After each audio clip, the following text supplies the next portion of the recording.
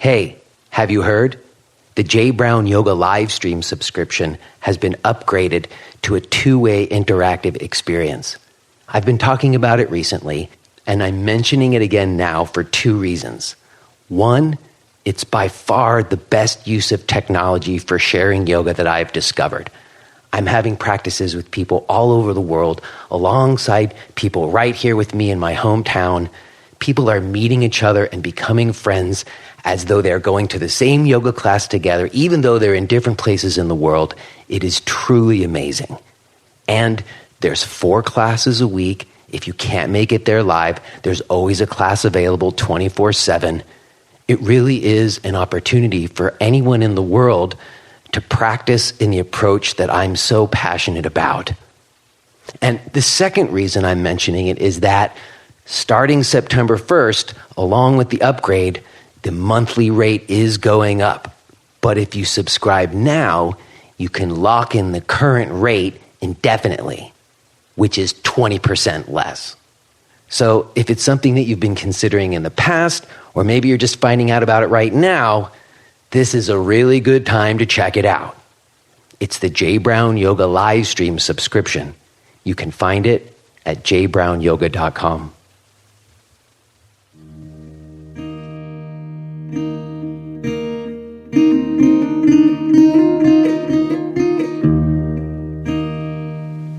Okay, here we are, just you and me. Unless, of course, somebody's with you, but I'm betting it's just you in your car or on your run or in your kitchen or at the gym. And it's definitely just me right now sitting here. So in a sense, it's just you and me. So how's it going? This is J. Brown Yoga Talks podcast. My name is J. Brown, and I'm hoping that this is finding you well. I don't know where you are, but it is hot here in Easton, Pennsylvania, and this late summer season is feeling a little bit oppressive, I have to say. Not just because it's hot, but I don't know, it feels like, at least where I am, there's a sense of foreboding over everything. And honestly, I had a kind of hard week. Someone I care about a lot is having a hard time. And I wanted to be there for them, and I made the effort to be there for them. But I didn't do a very good job. I kind of think I said a wrong thing, and I think I have to accept that maybe I'm just not the right person. You know, I can't be, not everybody is somebody I'm supposed to be there for, even if I want to, even if they want me to. So I don't know, I'm being vague because I can't really talk about it, but it was tough. It didn't feel good to not be able to be there for someone I care about. I'm hoping that person's gonna get the help that they need. And it just makes me think that whoever you are that's listening right now, that you're going to do that. If you need help, that you're going to find help. Okay? Because there is help out there, and we got to be there for each other. And if I can't be there for someone, then hopefully someone else will be there for them, and that we will help each other through. We got to be in this together. Okay? Sorry to be so glum. Today's talk with Nicole Cardoza is very inspiring, thankfully.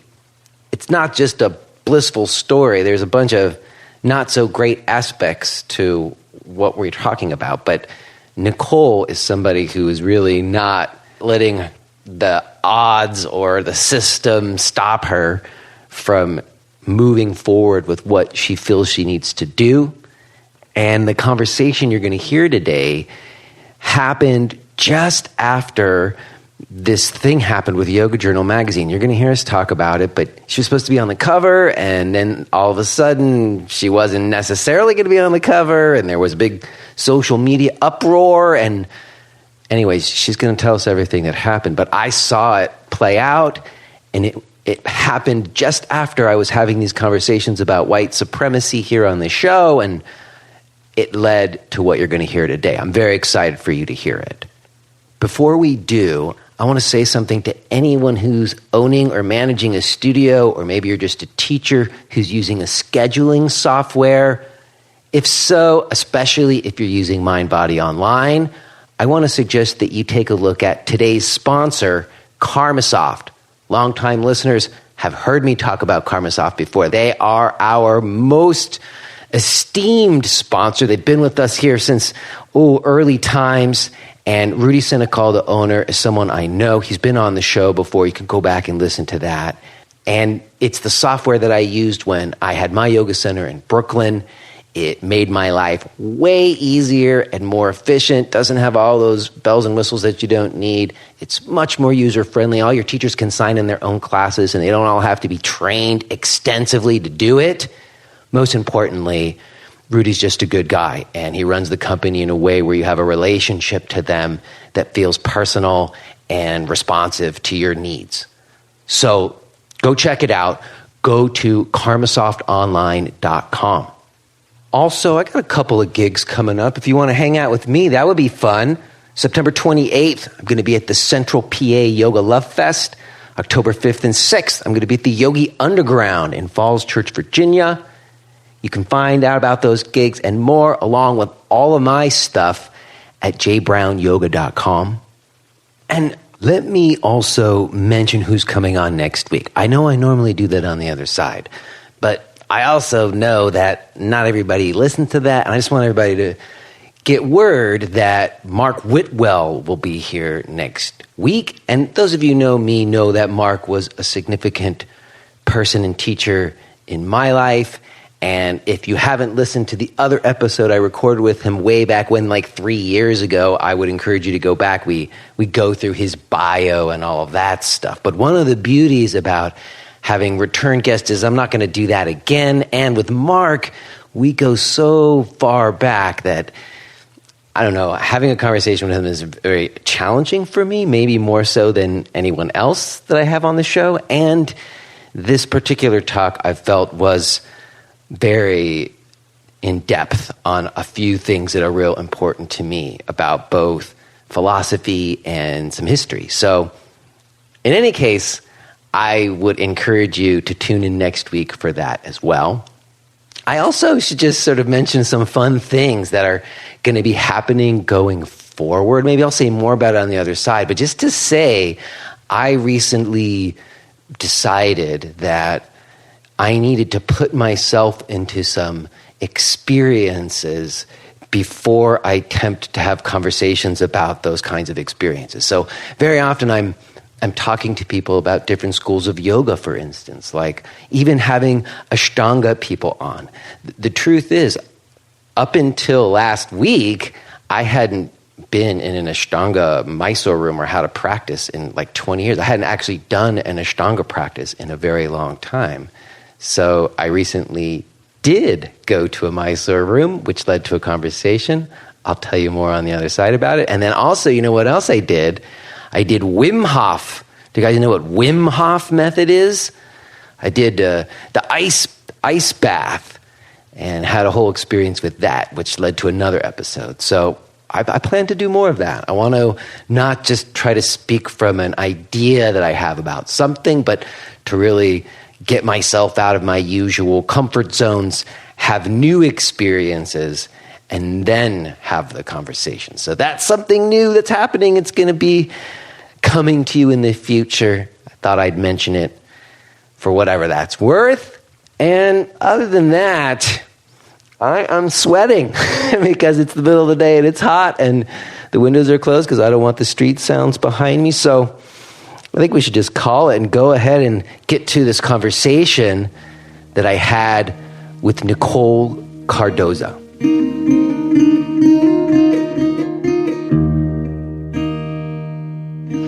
Can you hear me okay? I can. Is this Nicole? This is Nicole. How are you? Hi, Nicole. How are you?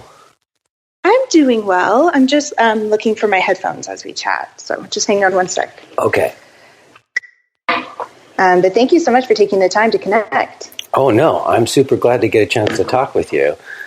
Did you find your headphones yet? I have them in my hand. They're just horribly tangled. All right, well, let's get those plugged in. Usual. I understand. Although I get a pretty good signal from you, but let's plug them in. We'll probably get a better one. How's this? That sounds good to me. They're in? Wonderful. Wonderful. They're in. Okay. Everything looks good. Oh, wow. It's Monday. I know. How are you? You said you're traveling soon. I am. I'm leaving on Wednesday for a 12-day trip. It's pretty much my last one of the summer, though, so that's kind of good. I'll get to kind of settle in for the month or two after that, so that's a good thing. That's wonderful. Where are you right now? Right now I'm in Mexico City. Mexico City. Are you often in Mexico City, or are you just traveling there right now? I'm just traveling here for a couple of weeks. I'm a nomad, so I live everywhere. And Yoga Foster is about to go on a nationwide tour of the U.S. From the end of July through the end of September. So I decided to take a couple of weeks. Still working, still doing a ton of work, but it feels like a vacation to be a little bit out of the normal. So, do you have like a storage space somewhere with some stuff somewhere? I own 2 suitcases and one is in storage. Yeah. So not too much stuff. Well, I did have a period of time in my life where I was the same. It was like one duffel bag, a bass guitar, and a box full of just like things that I wanted to keep, or something like that. Yeah. I get it. Yeah. So are you working in Mexico City, or are you just taking some time to relax? You're working. Yep. Working about full time, but still relaxing. So it's nice. Just to have a different schedule, and be in a different routine gives me a lot of healing. So I'm grateful to be here. Yeah, I think that's the beautiful thing about traveling, when you remove yourself from all your usual like rituals and identifications, and you're in a completely different place on a completely different time. You don't have any of those usual things to define as. It's just who you are without all that. Yep. That's been really helpful over the past few weeks. So I initially was going to be here for a couple of days. And I think like after all of like the controversy happened with Yoga Journal, and there's just been a lot going on with the tour. We just announced the tour today. Yeah. Like, I think I need a couple of weeks. Well, I have to say, I'm glad to get a chance to speak to you. And it is fresh off of that controversy, which, for me, I don't know if that you would have listened to this show, but I recently had these conversations with several teachers of color, in particular Michelle Johnson, and we were talking about white privilege and white supremacy, and I wrote something about that too, a blog post, and I was a bit surprised by like some of the responses, or even lack thereof, frankly. And then when I saw the Yoga Journal thing, I was like, wow, like, is someone there that tone deaf? So I was glad that you answered my email and that we were able to get some time, because I think you have an interesting vantage point, and it is very fresh. Yes. I guess before we totally get to that, though, I feel like I want to give it a little bit of background. Sure. Because there is seeming to me like the work that you do colors that story even more than if you were just a teacher of color who was, involved, Right, yeah. And I noticed the irony of it. Yeah, there's like that's what even really got me more. I was like, once I looked at who you are, and what you do, I was like, are you kidding doubly, Yeah. So I guess what I noticed first and foremost when I was looking at your bio is that coincidences abounding. I just got back yesterday the day before yesterday from the Lehigh Valley Yoga Festival. Oh, wow. And the woman who puts that together is a woman named Prabha, and she has a foundation where basically she just raises money and puts together mindfulness education programs for kids in the schools. And I led a panel discussion with a pretty broad range of panelists, one of which was a man named Harrison Bailey III, who's a principal at a high school in Allentown. And he has been sort of trying to pioneer and getting this stuff in there. And he was basically talking about creating trauma-informed high schools. Oh my gosh, amazing. Which I'd never heard anybody say such a thing before, you know, and he was basically talking about the incredible need and what he's seeing in the kids. He said, if you saw what I saw happening with these kids, you would not believe yourself. You would not believe it. And we have to do something, you know. And he talked about a 4-limbed stool or whatever, and one of the limbs is missing, and we just keep trying to strengthen the 3 limbs that are there instead of putting the other 4th limb. So anyways, this is long-winded because I noticed that you started as a volunteer yoga instructor in schools, and I'm betting you saw some of those similar things and maybe led to some of what you're doing. Yes, definitely. And it's just so funny how full circle the work has come. But I started as a volunteer yoga instructor in schools when I was in college. I was very new to my own practice. I definitely did not have the skills necessary to be teaching at the time, although I'm grateful for that experience because I learned so much. I got to see the impact that it had on the students firsthand. I think for me, yoga was the first step in me processing the trauma that I've experienced and starting to find a way to heal. So to be able to do that and be in that practice with students that had a similar upbringing as I did was really powerful. And immediately saw that, you know, a volunteer yoga instructor who's highly inexperienced coming in once a week is nowhere near enough, and not a drop in the bucket and the kind of support that schools deserve to have if they're looking to integrate this kind of work, which led me to starting my nonprofit. So I really resonate with that. And how long ago was it when you were in school volunteering for those classes? What was the program that you were doing it through? Because I had like a bunch of different people who have like, you know, Transformation Yoga Project, bringing yoga into prisons and stuff. How did you score that gig?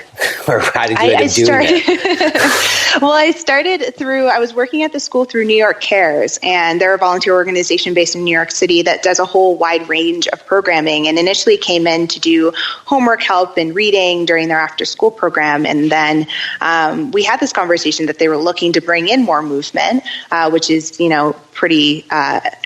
it's a big conversation that a lot of schools are having. How can we have kids move more when we don't have that much space, when we have multiple schools sharing one building? For example, it's a common issue in New York. And they were like, you do yoga, right? Like, you could do yoga here. And I'm like, not exactly how that works, but what a gift and what an opportunity to just test and see. You know, if I'm going to be here and I'm going to be in service, I can share what I know. And to see the impact that it had and how quickly the students responded to it, called for, you know, both the after school program and New York Cares and myself, like, we're like, okay, how can we help this grow? How can we find more resources and find more support? So, you know, I started reaching out to more yoga teachers that would be available to help create a curriculum and help create trainings, and brought in the school teachers that the kids worked with every day that were seeing changes and had more discussions about what they thought that their students needed. And that turned into developing a curriculum and testing it in other schools, which led into this work. Wow. And where were you at school in New York?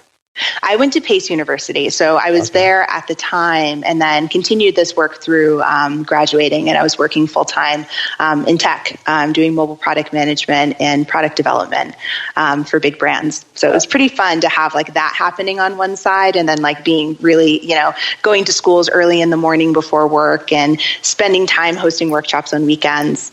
It was a gift. I'm very intrigued by that background of tech and market stuff. What did you say again? What was the work you rattled off like a phrase for what it was? I was a product manager, so that meant that I worked with developers and people with like the hard skills of coding, and clients that were looking to create, like, bring strategies to life. This is right around the time where everybody started to have an iPhone in their pocket, and most of the time when you went to websites, they were designed for bigger screens. And so there was this whole new opportunity to connect with consumers in a really powerful way. And I was working on Nike at the time. And so it was actually quite aligned, is like their idea was, how do we make running really accessible? At least my project was like, how do we make running really accessible from the palm of somebody's hand when they're actually out on the street, whether they're trying to find safer routes or trying to connect with their friends or track their progress or find the right shoes. It was like, how do we make this whole experience super accessible? And so as Yoga Foster was growing, I was thinking about it in the same way, as how do we make these practices really accessible for schools that might be kind of like out of the way and really far away from yoga studios, and teachers that don't have that much time to commit to professional development like this, or the funds. So it was a really perfect blend, I think, of what I was passionate about and like what I was skilled at in creating what is now Yoga Foster. Wow! But did you come to you studied to do that stuff, that strategy stuff, which I think is very interesting. It's what I lacked as a yoga teacher. And I've had to meet other people who know how to do it better than me, frankly. Kind of like big picture strategy thinking rather than, let's be here in this moment and breathe and move together. They're different skills.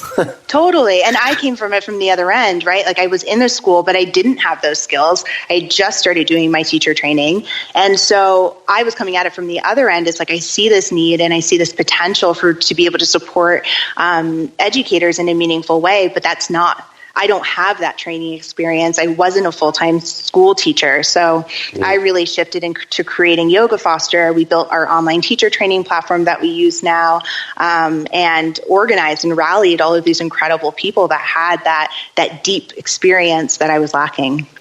Well, when did yoga come into the picture, though? While you were still in school, or were you doing yoga the whole time you were working for Nike?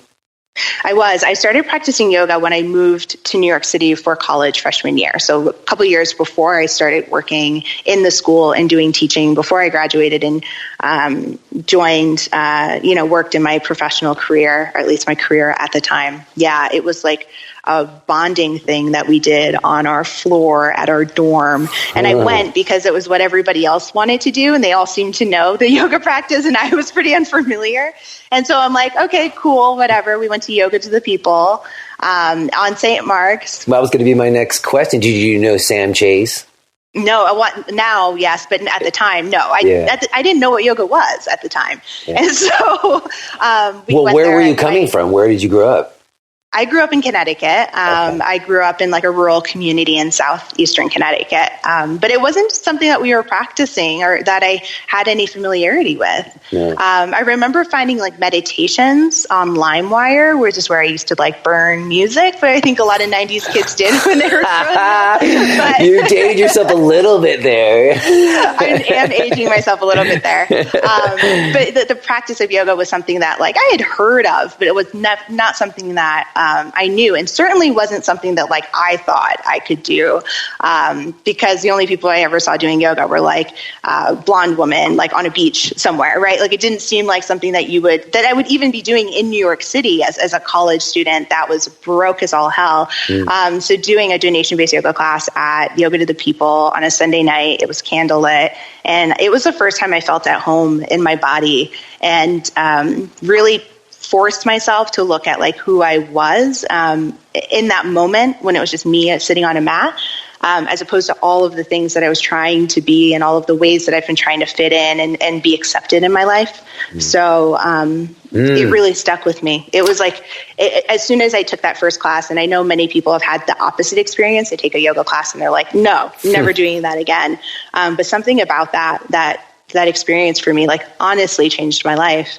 And I hate to be that person, but really did profoundly shift me. No, you are so not alone in that. It's like a very common experience. I talked to a bunch of people, and I think it also is that it's a very particular time in your life right there at that time in your 20s or whatever. You're trying to figure out who the hell you are. And when like where you came from, or even like the models you had around you growing up didn't provide what you need, let's just say, yoga sort of, for many people is this vehicle where, I think I could figure it out through this, or this feels like a means to get more of what I need.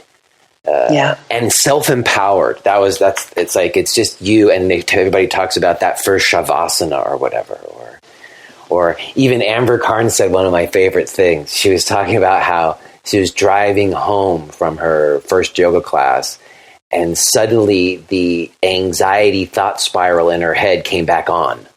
And she realized that it had been off for a little bit. And she was like, wait a second, how did that happen? So I think that a lot of folks, when they first have that, like an experience of yoga, not of being like shamed or made to feel small, which is the other experience that you described, but where someone has like a yoga experience where they touch something where they feel a sense of their own ability to heal and be who they are, that's very powerful. So as cheesy as it may be, that's why I think yoga is, so many people have passion for it, because it has that. Yeah. And I think I was really lucky too to go into a space that felt like relatively welcoming. You know, I think in the New York City yoga scene can be very exclusive and feel very limiting. And so I think it was also just very magical and serendipitous that I went to a studio that had like such a diverse range of people that were practicing, and the lights were down low and the candles were lit. So I didn't have as much of that insecurity that happens in this space. Yeah, and that was their whole brand, yoga to the people. It was very much geared towards college kids, and because of that, had to express that diversity, especially in New York. You know, Right. Wow. So did you do your training there? I didn't end up doing my training at Yoga Works, which is a different experience, but I wish I had. I really do. And I was just talking to a friend who recently completed theirs and really enjoyed it. So I'm glad for that. What was the decision process? Was it Yoga Works looks better on the resume, or was there a teacher there? I'm sort of curious about the choice to go to Yoga Works. One, I love Chrissy Carter, who I trained with. Yes. I think she's such a powerful instructor, and so I was so grateful for that. She's very cool. Yeah, and I also was looking to do a short-term one. So I was working full-time, and I needed to do something I could fit in, and so I did the 4-week, month-long training. So you were still holding down the gig with Nike while you were doing your training? I was actually transitioning into running Yoga Foster full time. So it was a big. So you were starting Yoga Foster while you were doing your training. Mm-hmm. So you had a big picture idea in mind from the beginning. Absolutely. Interesting, because you saw, there's a need for people to have training to do this kind of work that I think is important.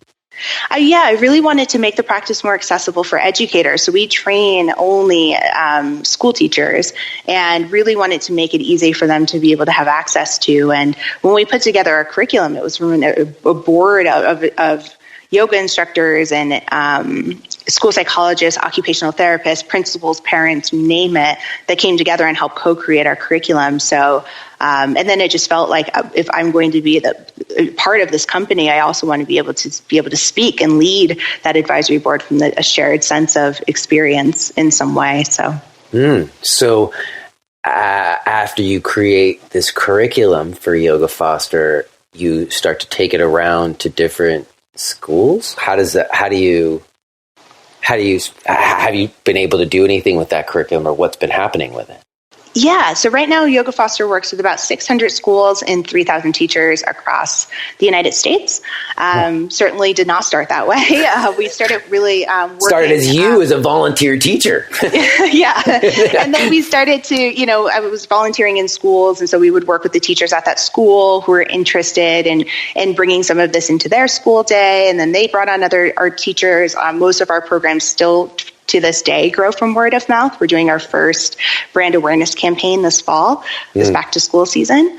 So it's been really beautiful to connect with teachers who are just really interested in having more resources and tools. And since our programs have been free since our start, our programs are free for the majority of the teachers we work with. We also aim to eliminate as many barriers as we can. So what is that? So those programs, do they look like you guys go in and conduct trainings for the teachers? Is that what we're talking about? So all of our trainings for school teachers are online. So we work with our teachers virtually, walk them through a training, answer all of the questions that they have, and then provide lesson plans that they can go through throughout the course of the school year. So we work with schools virtually, which is amazing. And we have a remote staff that can go in and facilitate things in person and check in and see how things are going as well. Wow. And do teachers sign up for this individually, or are you able to be doing this like through districts? Like, we work on a teacher by teacher basis now. Once we have enough buy-in from teachers on the individual level is when we'll be interested in doing a school or district level implementation. But we really love the bottom-up organic approach. It's how we've grown. I think it's how we'll continue to see success. And it also just feels really relevant because for us, it's important that the school teacher who's interested in doing this work is interested in creating their own relationship to yoga, right? Before it even happens in the classroom. And so we tend to go that way. Well, it's interesting to me because if it's providing it through online sources like that, that actually changes it a little bit because you can produce that stuff without needing crazy amounts of money. So you don't have to raise as much money as you might to do other kinds of things like host events and do stuff like that, you know? Right. Yeah. So our cost per cost per teacher for the whole amount of resources that we provide, and this is like not just the direct cost, but like the cost of our staff and the cost of our office space and all of those things, is about $500 a teacher, which is about $20 a student on average, depending obviously on the size of the classroom. So it does make it really accessible. $20 for a student can bring yoga to their classroom for the whole school year, and that's now less than the cost of a drop-in class in New York City. So using tech in that way has definitely enabled us to keep the cost low.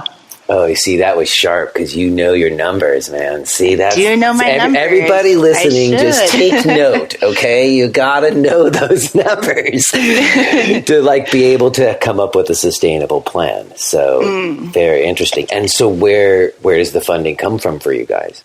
It comes from a wide range of sources. One thing that we really focus on is working with the wellness community. So about half of our funding comes from wellness. It comes from donation-based yoga classes that we might be hosting in local markets. It comes from wellness brands that we work with or that are working with us as a CSR initiative. And I really love that because I think in order for us to close the wellness gap, we need to be holding the entire wellness space accountable for the lack of wellness in each community. So it's been really fun. We almost run two companies, right? Half of our time is spent working really closely with schools and school teachers and parents and in the education space. And then the other half is like, how can we facilitate a conversation around what wellness looks like in a school with the yoga studio that might be down the street or with a brand that has an incredible store nearby. And it's built this really big community of people that care. One thing I love is that people that practice wellness tend to be the most environmentally conscious and socially conscious consumers. And so it's not so much about encouraging people to care because that we all care. We all want this practice to be as accessible as possible. But it's about creating the systems to make that easy for everybody to get involved with. I think that's very cool. I also think it's interesting that one of the other issues that's come up around sort of service-oriented nonprofit yoga organizations bringing yoga to diverse populations is, having yoga teachers like you who do it for no money going into there. But I guess what you're doing is by trading the teachers online, you don't have that same problem, right? Yeah, that's right. Yeah. So we work with school teachers that are already with the kids and they really understand the lived experience of the students that they're working with, which I also think is important. And so not only can they're teachers, they're trained to deliver content to students, right? So they can obviously learn how to facilitate yoga and mindfulness in the same way that they can learn how to deliver French or geography or what have you. But they also know how to respond with this practice when their students need it most. So it creates a much more sustainable structure because we know that the teachers will be there with their kids, and we know that they can use these practices in the classroom in the way that they see best, which is really difficult for people that are coming in on the outside. Like when I was a yoga instructor, not only was I inexperienced in the practice, I also didn't really know the kids that well, right? And coming in once a week after school, you get different kids every time. It's like almost like meeting somebody for the first time. Right? Yeah. So it's really powerful to be able to, we find it really powerful to be able to do this work in that way. I have some firsthand experience with what you're talking about, because I had a friend who used to go in and do these classes with the kids, but she would always make a point of making sure the teachers learned some of the techniques that she was using for the very same reason. And she was a friend of mine who actually went in, and we both had children in the same grade. So like in third grade, she went in and taught these, like glitter jars and stuff. And it was so funny because I'm a yoga teacher, but my daughter never really had much interest in learning anything from me. But somebody coming in and doing like a mindfulness yoga class, she learned stuff there, which is fine. But it was about the teacher continuing to use those things over the year after she came in. And the teacher is the one, who's there like on the ground and knows them every day. So it makes sense that they're the ones who are going to have to do that work on an ongoing basis. It can't be like a one-shot deal. Right. Well, I guess it can. And I think there's a lot of value in, establishing a way that students can learn this practice consistently over time. And from what Harrison Bailey was saying, it's just he's observed as a principal what an incredible impact it's had on the kids. Like how, and he, what he said his example is when it stops, when they stop doing the classes, what do the kids say? And all the kids were like, what do you mean we don't have the mindfulness class anymore? Like everybody was like, what are we going to do without the mindfulness class? And he saw when the kids reacting like that to it going away, it was clear it's helping them. Yeah. Wow. All right. Well, here's the other thing I'm curious about. And this is all set up for the Yoga Journal controversy, honestly, because you clearly have a mind to understand big picture stuff. And, running a not-for-profit organization, in certain regards, it's different than a corporation. Like they have different rules that govern them. But on some level, it's not so different when you have like a bigger sort of like ways things operate or bureaucratic ways things operate.